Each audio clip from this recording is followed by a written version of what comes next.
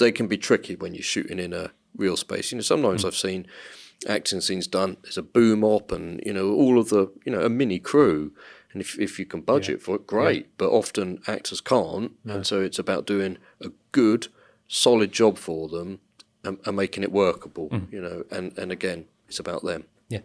I've seen acting wheels, lots of close-ups on things, and it's a great dramatic actiony thriller scene or whatever. Yeah. But it's not really about them. And a casting director doesn't care about how good the video looks. We care, and the actor might care how good the video looks, but a casting director just wants to see what they look like, how they act. And it goes back to what we were talking about last time.